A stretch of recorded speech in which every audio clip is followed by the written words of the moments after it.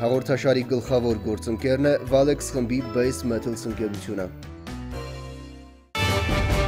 Բարի երեկո, տեղեկատվական տեխնոլոգիաների ոլորտը տնտեսության ամենաերիտասարդ եւ ամենաշահութաբեր ճյուղերից մեկն է համարվում, ինչպես եւ բոլոր երիտասարդները, այն եւս ունի հավակնոտ ծրագրեր, բայց նաեւ աջակցության կարիք։ Միջանկյալ տեսանյութը Արցախում այդ ոլորտի զարգացման համար անհրաժեշտ պայմանների եւ արդեն ունեցած ձեռքբերումների մասին է պատմելու։ Տեղեկատվական տեխնոլոգիաների ոլորտը Արցախում սկսեց ակտիվանալ 2-3 տարի առաջ։ Առաջիններից մեկը Արցախում իր ներկայությունն ապահովեց հայաստանյան կազմակերպություններից Istigate-ը։ Հիմնադրվեց Istigate Systems ընկերությունը։ Այն գրանցված է Արցախում, հանդիսանում է արցախյան հարկատու։ Աշխատանքները սկսել են 7 հոգանոց թիմով։ Ընկերությունն այսօր 18 աշխատակից ունի։ Աճի տեմպը սկզբնականի հետ որ համեմատենք ընկած է, բայց շարունակում է։ Գրանցված են որպես առանձին կազմակերպություն, բայց ըստ էության Istigate կազմակերպության արցախյան մասնաճյուղն են։ Զբաղվում են այսպես ասած ոչ նյութական ապրանքների արտադրությամբ։ Ծրագրային միջոցներ են դրանք, որոնք տեղադրվում են համապատասխան սարքերում, հեռախոսներում, համակարգիչներում կամ աշխատում են ինտերնետի միջոցով, դիտարկիչների միջոցով։ Դրանք կլինեն ինչ-որ վեբ ծրագրեր, թե սայթեր, կայքեր, բազմազան։ Ստեփանակերտի մասնաճյուղի աշխատակիցները հիմնականում զբաղված են արտերկրի պատվերների վրա աշխատանքով։ Ընկերության տնօրենը թվարկում է այն, ինչը համեմատաբար վերջերս են իրացրել ներքին շուկայում։ Դրանցից օրինակ ներքին շուկայի համար է դա պատրաստվել, փաստորեն կառավարության առընթեր կադաստրի պետական կոմիտեի կայքն է պատրաստվել մեր կողմից։ Մեկ կայք կա, որը նվիրված է ռոբոտաշինության խմբակներին Հայաստանում գործող ARM Robotics կոչվում, այդ կայքի այդ դպրոցական խմբակների մասն է իրականացվել, բայց քանի որ մեր իրականացրած աշխատանքների գերակշիռ մեծամասնությունը արտերկրի պատվերներ են, իսկ դրանք հիմնականում ծածկվում են գաղտնիության համաձայնագրերով, դրանց մասին հրապարակել չեմ կարող։ Ոլորտի յուրահատկությունների մասին արտադրվում է բավական բարձր գին ունեցող ապրանք, սակայն հումք այդ բառի դասական իմաստով չի պահանջվում։ Մեր արտադրությունում որպես նյութական հումք որպես այդպեսին չկա, կա մեր փաստորեն ինքնարժեքի, մեր տված արտադրանքի ինքնարժեքի 70-ից ավել տոկոսը դա աշխատուժն է, աշխատուժի վրա կատարված ծախսերն են։ Սա միակ գրավչությունը չէ, պատվիրատուի եւ արտադրողի հեռավորությունը ոչ մի նշանակություն չունի։ Արտադրանքը պատվիրատուին հասցնելու համար տրանսպորտային միջոցներ չեն պահանջվում, շարունակությունն էլ գրավիչ է։ Տեղեկատվական տեխնոլոգիաների ոլորտում աշխատող կազմակերպությունները հիմնականում արտադրում են արտահանման նպատակով, առավելությունների թիվը ավելանում է եւս մեկով, այս դեպքում պետության կողմից տրամադրված արտոնության տեսքով։ Արտահանումը չի հարկվում ավելացված արժեքի հարկով, իսկ քանի որ մեր տված արտադրանքի, ինչպես նշեցի, մեծ մասը արտահանվում է, ուստի այդ ավելացված արժեքի հարկը հանվում է օրակարգից։ Գլխավոր գրավչությունն այս ոլորտում վաստակելու հնարավորությունն է։ Istigate Systems-ի տնօրենը ընդգծում է, տեղեկատվական տեխնոլոգիաների ոլորտում բարձր աշխատավարձերի մասին պատկերացումները երբեմն հեռանում են իրականությունից եւ առասպելական թվերի հասնում, սակայն այն, ինչ ինքն է ներկայացնում որպես իրականություն, պակաս գրավիչ չէ։ Օրինակ, 1 տարվա աշխատանքային փորձ ունեցող ինժեները պետք է ստանա մոտ 100,000 դրամ։ Այսինքն ու դա ինչ որ կերպ մինչև ինչ որ սահման գծային է փոփոխվում, այսինքն ենթադրենք ինչ որ մեկը մոտ 5 տարվա աշխատանքային փորձ ունի, ինքը պետքա կողմնորոշված լինի մոտ 500,000-ի։ Սա միջին, իհարկե այդ միջինի չեղումներ կան, դա նորմալ է։ Խնդիրների մասին, որոնց լուծումը հնարավորություն կտա ոլորտում ավելի նշանակալի զարգացում ապահովել, Սմբատ Պետրոսյանը առաջին եւ հիմնական խնդիրը աշխատուժի պակասն է համարում, պատրաստ մասնագետներ չեն գտնում, անկեղծանում է, չեն էլ ակնկալում։ Գերխնդիրը այս պահին բազային բավարար գիտելիքներ ունեցող, մոտիվացված երիտասարդ կադրեր գտնելն է։ Իսկ եթե նրանցից ոմանք նաեւ ձեռնարկատիրական ջիղ կունենան, շատ ավելի լավ։ Այսօր տեղեկատվական տեխնոլոգիաների ոլորտի աշխատաշուկայում պահանջարկը մեծ է առաջարկից։ Խնդիրներից մեկը փաստորեն այդ առաջարկն ու պահանջարկը բալանսավորելն է եւ աշխարհագրական տարբեր վայրերում այդ աշխատուժի հավասարաչափ բաշխումն է, որովհետեւ այլապես մենք խնդրի առաջ են կանգնելու, որ այն գոյություն ունեցող աշխատուժը նույնիսկ միգրացիայի անելու, ասենք սկզբում Երևանից հետո ուրիշ տեղ։ Istigate Systems-ում նորեկներից մեկը Աշոտն է, Մուշկապատ գյուղից, ընդունվել է Արցախի պետհամալսարանի կիրառական մաթեմատիկա բաժինը։ Այս ոլորտը զարգացում է ստանում մեծ տեմպերով եւ մտածում եմ, որ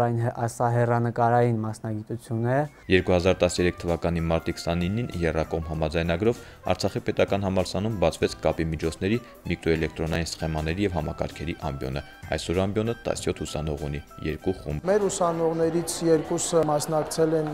Հայաստանի Հանրապետությունում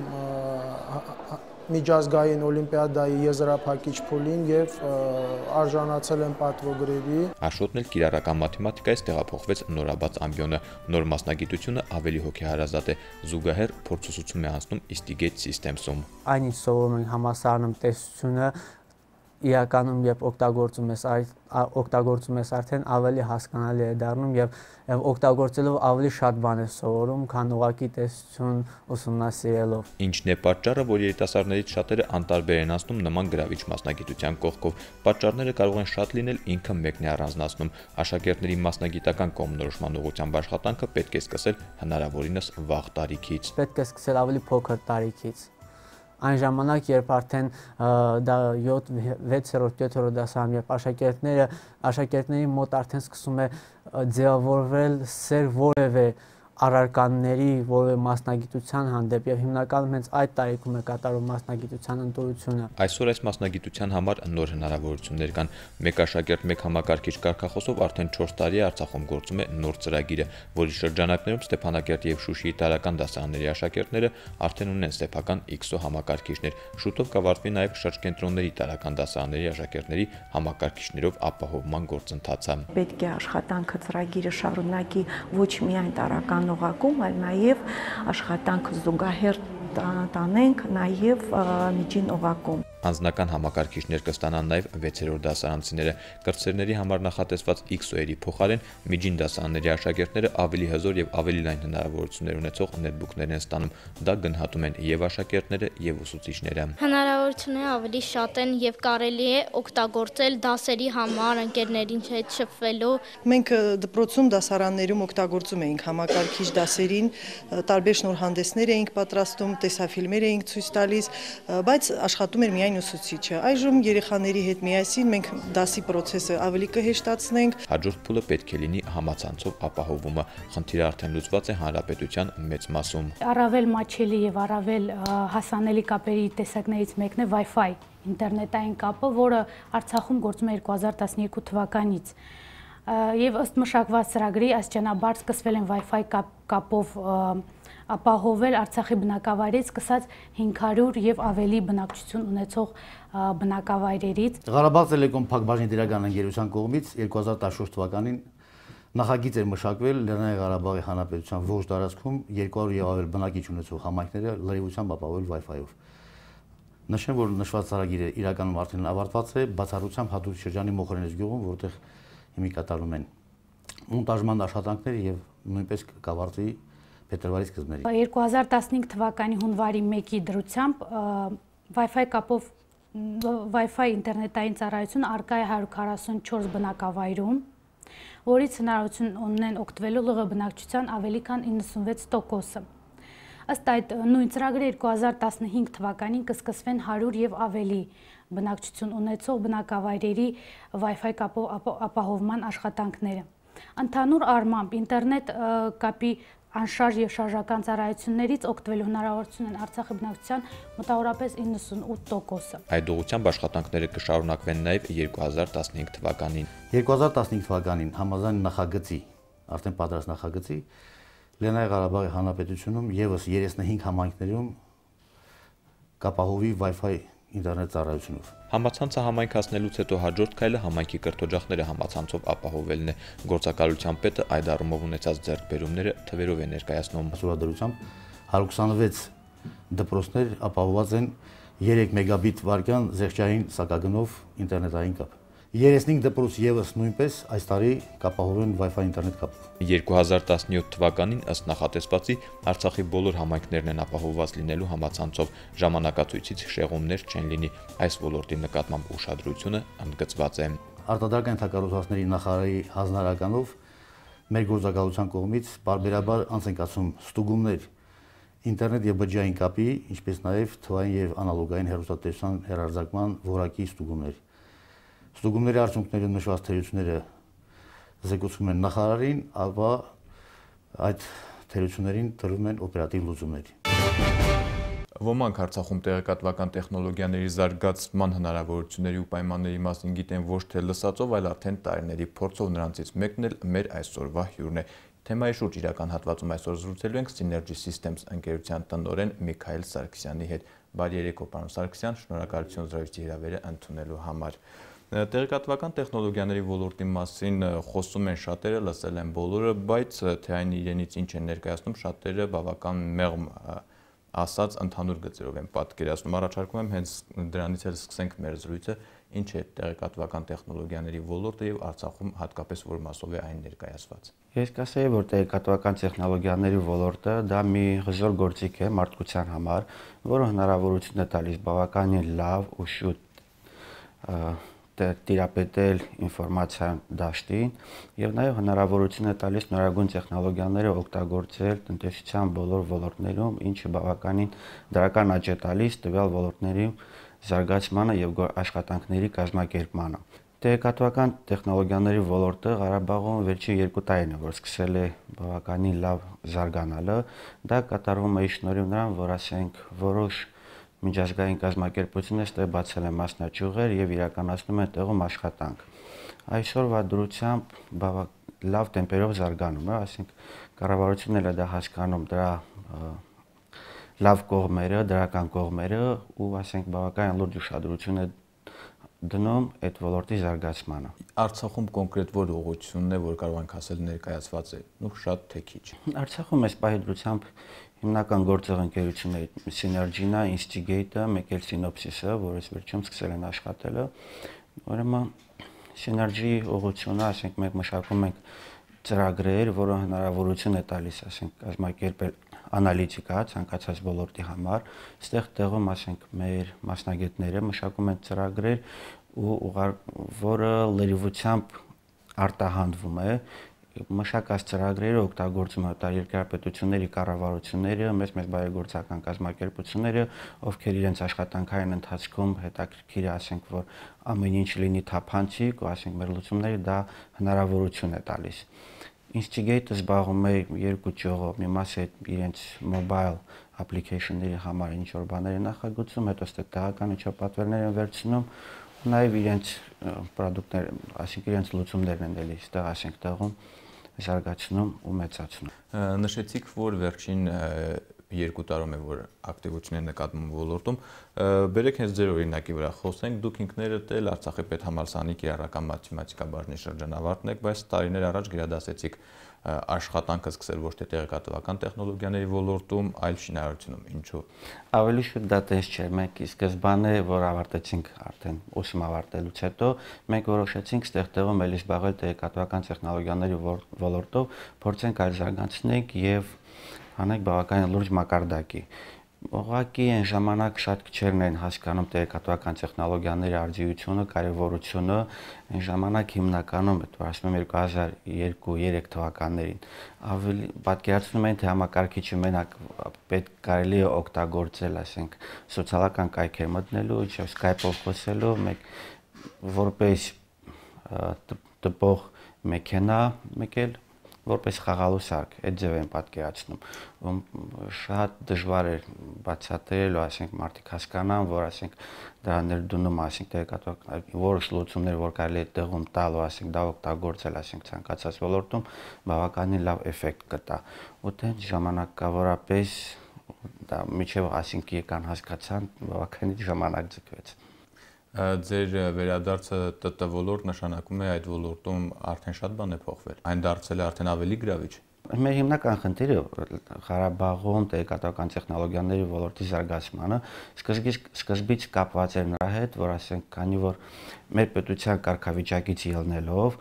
դժվար էր, ասենք, օտար երկրակազմակերպություններից որևէ պատվեր վերցնել, իսկ տեղական շուկան դեռ բավականին կոնսերվատիվ էր, չէր ուզում նորամուծությունների։ ու դա էր հիմնական պատճառը։ Հիմա այդ խնդիրը բավականաչափ լուծվել է։ Հիմա ասենք եւ տեղում են արդեն բավականին շատ կազմակերպություններ եւ ոլորտներ հասկացել եւ օգտագործում տեղեկատվական տեխնոլոգիաների իրենց աշխատանքում եւ պետությունն է դա կարեւորում բավականին լուրջ քայլեր է ձեռնարկել, որպեսզի ասենք դա զարգանա եւ ասենք այս պայմանությամբ կան տեղում գործող արտասահմանյան միջազգային կազմակերպություններ, ինչը արդեն դրական էֆեկտ է տվել ու բավականին զարգանում է։ Synergy Systems-ի մասին խոսենք,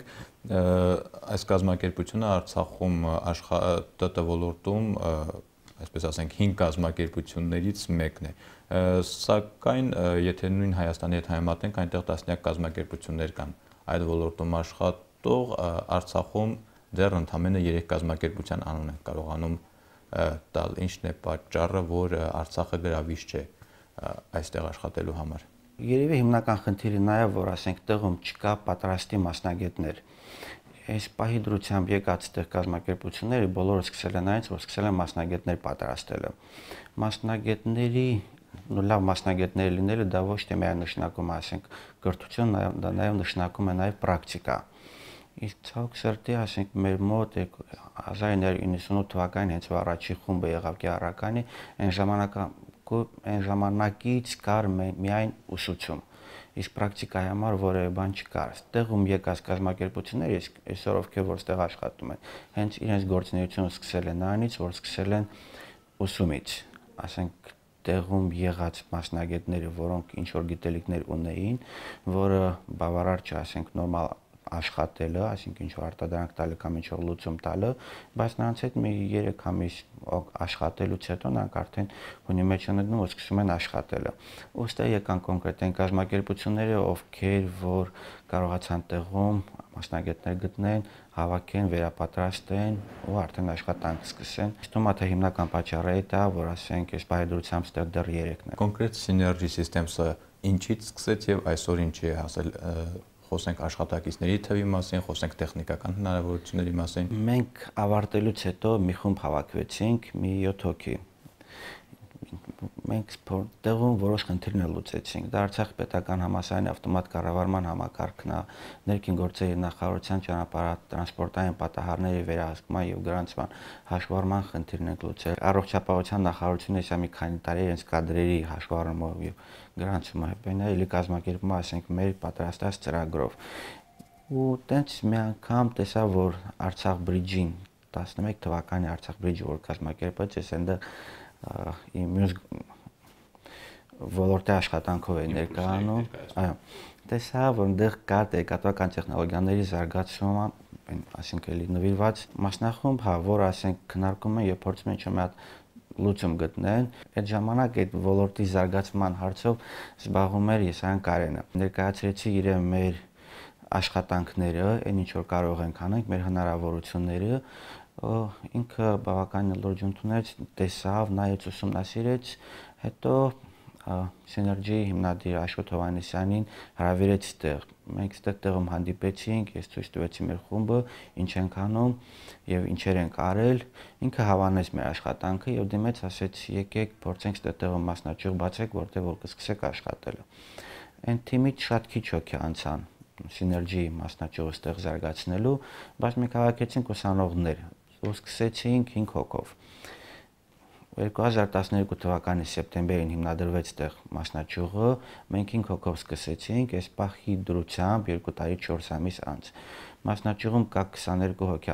աշխատող եւ նախատեսում ենք այս տարի մի 15-ից 20 հոգի էլ աշխատանքի վերցնենք։ Պատրաստի մասնագետներ, թե պետք է մասնագետ պատրաստեք նորից։ Չէ, պիտի պատրաստենք։ Մենք հետեւյալ կերպ ենք վարում, ասենք, ոչ թե նայում ենք թե ինչ ավարտել, ինչ թեկում ունի, այլ ավելի շատ ուսումնասիրում ենք, եթե ասենք տվյալ մարդու մտածելակերպը մաթեմատիկական է եւ հավանականություն կա, որ իրենից մենք կարողանանք մասնագետ պատրաստենք ու տվյալ անձին ցանկություն ունի, մենք իրենց համար դասընթացներ ենք կազմակերպում, դասընթացները վարում են մեր մասնագետները, ովքեր արդեն 2 տարուց ավել փորձ ունեն աշխատանքային ու շատ կարճ ժամկետում, շատ սեղմ ժամկետում, 2-ից 3 ամսվա կտրվածքով մենք իրենց բերում ենք այն աստիճանի, որ ենք արդեն կարողանում են սկսել նույն փոքր խնդիրները լուծելու։ Մինչև մի կես տարի ենք արդեն սկսում են ռեալ աշխատել։ Մեր սերունդը դեռ այնքան ծեր չի, բայց այն ինչի մասին մենք ինֆորմատիկայի դասերին լսում ենք, ասենք 11-րդ դասարաններում խոսքը հաշվիչ մեքենային պարզագույն հրամաններ տալու մասին է։ Արցախի դպրոցների մեծ մասում այսօր առաջին, երկրորդ դասարանցի երեխաները պրակտիկայում կիրառում են։ Այսինքն նոր սերունդը այս ոլորտի հետ սկսում է շփվել ավելի անմիջական եւ ավելի վաղ տարիքից։ Այդքանի հետ աշխատակիցների հավաքագրելը դեռ դժվար է մնում։ Պատրաստի մասնագետ այս պահեդրությամբ շատ քիչ են։ Դա սիներգի աշխատողներն են, ինստիտուտի աշխատողներն են, սինոպսիսում հիմա որ սովորում են ուսանողներն են, մեկ էլ կա մի քանի փոքր տեղական կազմակերպություններ, որոնք որ հիմնականում զբաղվում են սպասարկման մասով, հիմնականում դրանք են։ Նո, ասենք չհաշված, ասենք Տելեկոմ Արմինկոն, Արցախ կապը, որտեղ ասենք իրենք աշխատում են, իրենց աշխատանք ունեն ու հիմնականում չեն ուզում, ասենք փոխեն իրենց աշխատանք։ Ու բացի դրանից մնացած հատվածը, որ նայում եք մնացած բաները, չկա պատրաստի։ Ու ստացվում է, որ ասենք մեկա դեռ մի իստումա թե դեռ մի 3-4 տարի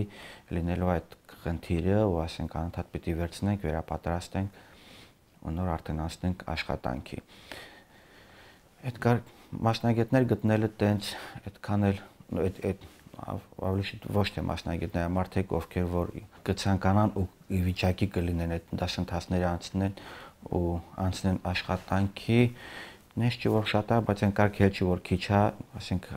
ռեալ է, հնարավոր է գտնել եւ սովորեցնել աշխատանքի վերցնել։ Արտադրանքի մասին խոսենք, շատ ոլորտներում իրացումն է խնդիրը, տեղեկատվական տեխնոլոգիաների ոլորտում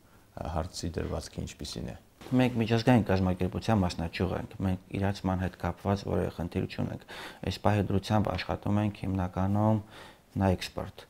Մենք ասենք ինչ որ ստեղ, ինչ լուծում որ սարքում ենք կամ ինչ արտադրանք որ տալիս ենք,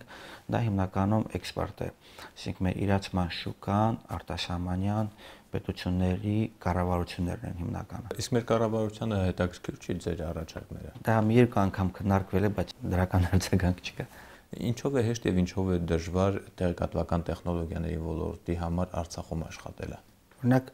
վերցնենք մասնագետների մասը, իսկ հիմնական դժվարությունն է։ Մնացած հարցերում որևէ դժվարություն չկա։ Պետությունը բավականին, նույն կառավարությունը բավականին լուրջ աջակցում է զարգացմանը այդ ոլորտի։ Ինտերնետային կապ կա,